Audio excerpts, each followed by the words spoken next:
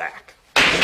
The Ministry of Ungentlemanly Warfare is exactly the kind of movie you'd expect from the low-effort Guy Ritchie era. It's full of cliches, competently directed, and a lot of great fun. I'm seriously not criticizing it when I say this. There's nothing inspired or brilliant about anything in this movie, and you could watch it with one eye on the big screen and the other eye on a smaller screen, as it's that disposable. And yet, yes, and yet, dear viewer, it's not a waste of your time. It's good, silly fun, and you'll probably laugh a few times and flinch at some fight scenes and be thoroughly satisfied with the entertainment you received in exchange for your valuable time. You won't doubt for a single second that our heroes win and walk away unscathed, but you also won't really care because it hits its mark.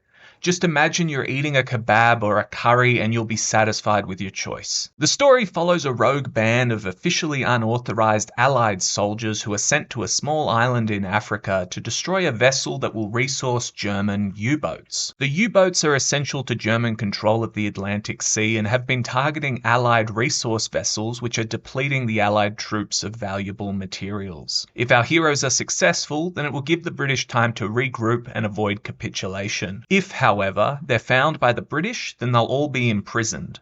Worse still, if they're found by the Germans, then they can expect torture and death. It's a stereotypical soldiers on a mission film, but it's enlivened by a second plot following two spies working behind enemy lines to procure information on German resources and troop movements, all to aid this ragtag unit. So you jump back and forth between these two teams who ultimately meet up in the big third act bloodbath. Now, the first strength in the film is that every actor bar one is note perfect, with Cavill, Richardson, Moken, and Pettifer standing out as the real highlights. Cavill is a movie star and lights up the screen whenever he's on it. Richardson is a great muscle-bound hero who made Cavill look dainty by comparison. If we ever wanted a gargantuan Batman, then by all means give him the role because he'd eat that shit up. Moken plays a stoic spy with such ease that I didn't mind the diversions from the main plot as he was captivating. Pettifer rounds out this quartet of stars with a smaller but no less engaging performance that produced a few well-timed chuckles. The one disappointment though was Rory Kinnear as Churchill. There is absolutely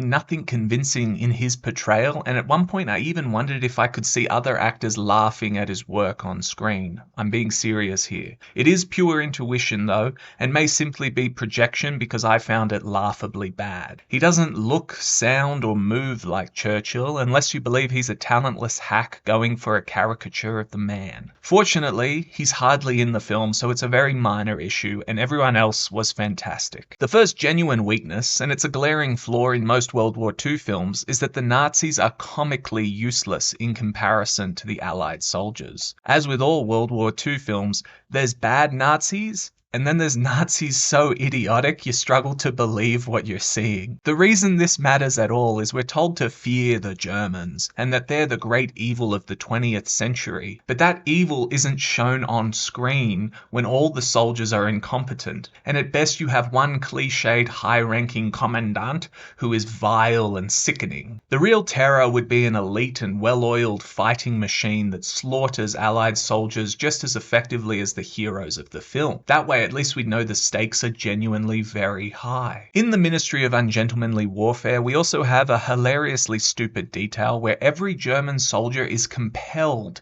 to shout something with their guns by their side before deciding to raise them and shoot. Meanwhile, our heroes just walk up and get the job done. Someone needs to teach Guy Ritchie's movie Nazis about German efficiency. Personally, I've come to find World War II films tiresome because of things like this. You can go back to one of my very first reviews on Sisu to hear the same thoughts. There's zero originality present in the subgenre, and so it's very rare that I see a picture which justifies slogging through all the cliches. But if you can let all that slide, and I do think you should try to let it slide, then you've got yourself a very fun film which has Cavill proving once again he's absolutely a movie star. The dialogue can be delightfully silly at times, and Cavill delivers it brilliantly as a psychotic rogue you just can't help but love. At one point I even thought to myself, just point the camera at him and you've got a good film. He elevates everything by sheer presence alone. So, the Ministry of Ungentlemanly Warfare is nothing special. enjoyable. You won't be surprised, shocked, amazed, or delighted by the experience, but you'll probably have, as I've said too many times in this review, fun. And really, what more would you want from a film with such a title? Thanks for watching.